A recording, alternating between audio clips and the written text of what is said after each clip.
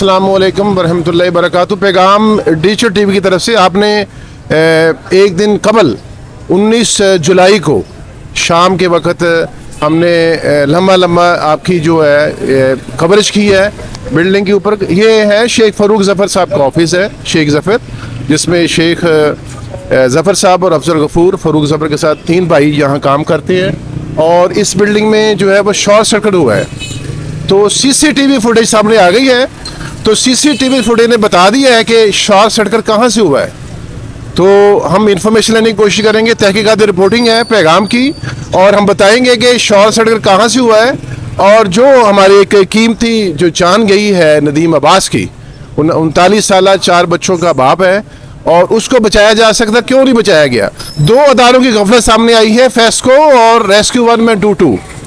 FESCO ने call, अमले ने कॉल अटेंड नहीं की, SCO साहब ने कॉल अटेंड नहीं की, और रेस्क्यू के अमला बगैर ट्रेनिंग के, बगैर आलात के यहाँ आ गया है, और उन्होंने आके यहाँ ऑपरेट करना शुरू कर दिया, मामले को रेस्क्यू करना शुरू कर दिया।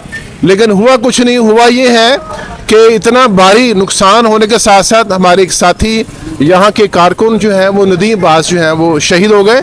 और उसके साथ साथ मैं बताना चाह रहा हूँ कि 3 साल कबल भी 7 अफराद जो थे वो जहाँ बाग हुए थे सूत्र मंडी में ही। तो सूत्र मंडी में मुसलसल वाक़यात हो रही हैं। सबसे पहले रफ़ीक है कोऑर्डिनेशन सेक्रेटरी पाकिस्तान यार मठ एसोसिएशन से पूछूंगा। तो रफ़ीक साहब, ये जो मेरे पास सीसी फुटेज आई है, CCTV फुटेज ने बता दिया है कि 4:32 पे आग लगनी शुरू हुई जी सर। 4:35 पे जो है वो इनके एक अमला जो मुलाजिम है उन्होंने सीढ़ी लगाई, 4:36 पे दूसरी साइड पे सीढ़ी लगाई, उसने पाइप के जरिए आग बुझाने की कोशिश की है। हमारे बिल्डिंग के सामने खड़े हैं हम। और आपने जो है वो कॉल की है, वो कितने बजे कॉल की तरफ बता? मैंने SDO साहब जो सिटी है हमारी 4 ये बाजार आते हैं, मैंने फ़ौरन उनको 4:43 पे कॉल्स करनी शुरू की हैं। 5:05 पे उन्होंने मेरी कोई कॉल्स जी वो अटेंड नहीं की। फिर मैंने जो बंदा छुट्टी पर था वो था शबाज शाह, उसको फ़ोन किया है। मैंने रिक्वेस्ट किया कि प्लाजे में आग लग गई है, और उस वक्त प्लाजा पूरी आग की लपेट में था। अगर बर वक्त ये फीडर बंद कर देते तो इतना बड़ा हादसा नहीं होना था। इन्होंने तकरीबन 22 से 25 मिनट बाद वो भी शबाज को कहकर मैंने फीडर बंद करवाए हैं सर। अच्छा, फीडर बंद होने में कितनी तखीर हुई है? तकरीबन 25 मिनट सर। 25 मिनट की तखीर हुई है जी। तो 25 मिनट की तखीर से वैसे तो 4 से 5 मिनट ही थे कि 4-5 मिनट में ही जो आग पूरी बिल्डिंग में हो गई। ना कि ये बिल्डिंग जो इसके साथ जो हुमायूं अब्दुल खालिक साहब की बिल्डिंग है वो भी मुतासर हुई है। तो ये SCO साहब ने फ़ोन अटेंड नहीं किया। फिर मुझे बताया यहाँ के इर्द गिर्द लोगों ने कि जो कंप्लेन नंबर है SCO के सब डिवीज़न सिटी का, उसमें काफ़ी लोगों ने कॉल्स की हैं, किसी ने कॉल अटेंड नहीं की। ये सबसे बड़ी बदकिस्मती जिसकी वजह से ये हादसा हुआ, और हादसे ने अपनी पूरी प्लाजे को, 7 प्लाजे को जो है वो अपनी लपेट में लिया और बड़ा सानिया हो गया सर। 4:32 में जो मेरे पास फ़ोटो है ना, मेरे पास CCTV कैमरे सारे मेरे पास ही हैं। तो 4:32 पे ना आग स्टार्ट हुई है यहाँ से शेड के ऊपर से। तो ये 4:43 पे रफ़ीक ने कॉल की है, और 4:54 पे ये मंटगोमरी उतार के जो फीडर है ना वो बंद हो गया है। इसके बाद 5 के तकरीबन 4 या 5 मिनट तक जो है ना झंग बाजार वाला फीडर बंद हुआ है। इसी दौरान आग ने जो है ना तो सारे के सारे प्लाजे को लपेट में ले लिया था। तो अगर कोई बर वक्त ये कार्रवाई हो जाती, फेस्को हुकाम जो है ना वो रब्ता कर लेते या टीम अपनी भेज देते, तो मेरा ख्याल ये कीमती जानी व माली नुकसान ना होता। ये साथ देखें, अपना कैमरामैन इस तरफ दिखाएं, ये 7 ट्रांसफार्मर है। तो यहाँ जो है अगर ट्रांसफार्मर से यहाँ से भी अगर बिजली ऑफ कर दी जाती, अमला आ जाता, तो इनके एक साइड बंद होनी थी, या कम से कम एक साइड बंद होने से कोई बचत थी। यानी फेस्को का अमला जो है वो, अभी जो मुझे पिक्चर भेजी गई थी PR ब्रांच फेस्को हेडक्वार्टर ने, मैं बताता चलूँ कि ये तकरीबन जो SCO साहब यहाँ आई हैं वो 7:19 पे SCO साहब यहाँ आई हैं। आमिर साहब जो है वो चीफ एग्जेक्टिव फेस्को जो चीफ है फेस्को के, उनको मैंने कॉल की थी। मैंने उनसे बात खलील कैसे शम्स गुच्छा से बात कराई कि कायम जो सदर है FCCI के, और यहाँ के सेंट्रल चेयरमैन भी सूत्र मंडी के रह चुके हैं, उनसे मैंने बात कराई कि जनाब आपका अमला यहाँ नहीं है, और बहुत बड़ा सानिया हो गया। अनम साहिबा जो है वो SCO फीमेल SCO है फेस्को की, वो आई हैं 7:19 पे। जब तक ये तकरीबन कूलिंग अमल मुकम्मल हो चुका था। आप बताएं कि मुझे ये जो सिचुएशन सामने आई है, रेस्क्यू वाले कैसे आए और उनके पास कुछ चीज़ें थी। तीसरे मंजिल में नदीम बास मौजूद है, तो वो हाथ से इशारे कर रहे हैं, तो वो क्या हुआ, ये नदीम बास को बचाया क्यों नहीं जा सका? सर उनको बचाया जा सकता था। दरअसल मसला ये बना कि जो इन्होंने रेस्क्यू वाली टीमें भेजी हैं उनके पास कोई भी आलात, कोई कटर, कोई हथौड़ा या इस तरह का कोई चीज़ नहीं था जिसकी वजह से हम अपने भाई को बचा सकते।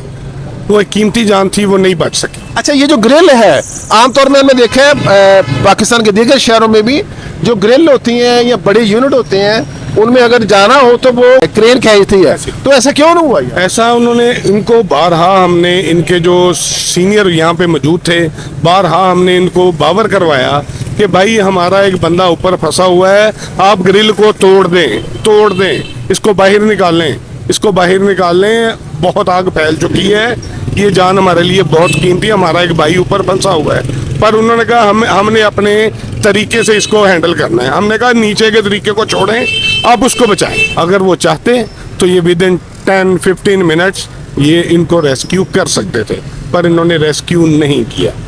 ये इन दोनों इदारों की गफलत सामने आई है कि इन्होंने बर वक्त कार्रवाई ना करते हुए हमारा जानी नुकसान करवाया जानबूझकर। अच्छा, जब यहाँ आए हैं तो रेस्क्यू ने उनको बचाने की कोशिश क्यों नहीं की? वो आदमी एक्सपायर क्यों हो गया? आपने कोई उनको बताया नहीं कि जनाब हमारा आदमी मौजूद है? जब मैं यहाँ पे मैंने 20 वीडियो बनाई है, मैंने यहाँ पे खड़े होके स्टार्ट में, जब यहाँ पे शॉर्ट सर्किट हुआ, मेरे पास प्रूफ है, मेरे पास वीडियो भी है। पहले फायर ब्रिगेड की गाड़ी आई है 20-25 मिनट के बाद, आग लगने के बाद। फिर वो कंटेनर, वो क्या कहते हैं उसको, वो आया कंटेनर, उसको मैंने बोला, वो यहाँ पे वो भी वीडियो मेरे पास है, उसको बोला भाई वो बंदा ऊपर है, आप ऊपर चढ़ो, उसको तोड़ो। वो हम अपने तरीके से करेंगे। आधा घंटा पूरा विदिन 35-40 मिनट वो क्रेन खड़ी रही है, वो हिले नहीं है, वहाँ से टस से मस नहीं हुए। वो लड़का खिड़की में खड़ा है, सारों की तरफ देख रहा है बेचारा, हसरत भरी निगाहों से कि शायद मेरी मदद हो जाए। उनको बताया, मैं कहा वो देखो यार वो खड़ा है, उनको उतारो नीचे से, हम अपने तरीके से करेंगे। उस वक्त तक बहुत देर हो चुकी थी। वीडियो मेरे पास है, मेरे पास मौजूद है, मेरे पास प्रूफ है, वो मैं आपको प्रोवाइड कर सकता हूँ। यानी शाहिदीन मौजूद है फेस्को के तकरीबन बहुत रिकॉर्ड में है, उनके मुताबिक जो है वो तकरीबन 22 से 23 मिनट जो के बाद जाके फीडर बंद किए गए हैं। तो 22 से 23 मिनट में आग जो है उन्होंने ना सिर्फ शेख फरूक जफर साहब के प्लाजा को अपने पेट में लिया, बल्कि जो 7 हमायूं अब्दुल खालिक साहब का प्लाजा है उनको भी अपने पेट में ले लिया। और उस वक्त तक जो है हमारे जो कीमती जान थी, नदीम अब्बास साहब, वो इस दुनिया से रुखसत हो चुके थे, जाँ बाक हो चुके थे। ये बड़ा अफसोसनाक एक मकाम है। कि आपको बताने का मकसद ये है कि हमने ये 8 बाज़ारों को, जो ये गवर्नमेंट ने कई दफ़ा ऐलान किया है, फंड्स का ऐलान किया है, किसी ने 17 करोड़ का कहा है, किसी ने 35 करोड़ का कहा है कि जनाब यहाँ पाइपिंग होगी, यहाँ अंडरग्राउंड होगा, तो कब करेंगे? सबसे पहले 8 बाज़ारों में जब तक फेस्को की तारों की पाइपिंग नहीं होगी, उसके साथ साथ दुकानदार भी पाइपिंग कराएं, ना कि फेस्को पाइपिंग कराएं, बल्कि दुकानदार भी पाइपिंग अपनी वायरिंग की कराएं। उस वक्त ये जानें बच सकती हैं। और जो नुकसान हो रहा है ये तसलसल के साथ हो रहा है। हर तकरीबन 1 माह अगर एवरेज लगाएंगे, 1 माह में 1 या 2 हादसे ऐसे हो रहे हैं छोटे बड़े, जिससे कीमती जानें भी ज़ाया हो रही हैं और बड़ा माली नुकसान हो रहा है। तो मैं चीफ एग्जेक्टिव फेस्को को जनाब मोहम्मद आमिर साहब को मैं ज़रूर कहूँगा कि उन्होंने हमारी कॉल सी, ये एक इंतहाई अहम बात है आपके लिए कि चीफ एग्जेक्टिव फेस्को तो कॉल अटेंड कर रहे हैं, SCO साहब कॉल अटेंड नहीं कर रहे हैं। मैं भी, मेरा तजर्बा है ज़ाती कि SCO साहब को फ़ोन करेंगे वो कॉल अटेंड नहीं करती, वो मैसेज कोई भी मेल हो या फीमेल, लेकिन इसके अलावा अगर कोई ऑफिसर हो फेस्को का, वो कॉल अटेंड भी करता है, भी रिस्पॉन्ड भी करता है। ये अफसोसनाक महलों के रेस्क्यू क्या भाई, यही मामला जो है वो ट्रेन, जब तक रेस्क्यू का मामला ट्रेन नहीं होगा, उनके बाद आलात नहीं होंगे, कीमती जानें नहीं बचा सकती। मैं ज़्यादा चाहता हूँ। ताहिर महमूद खालिक, मेरे साथ असिस्टेंट अब्दुल वदूद, खुदा हाफिज़।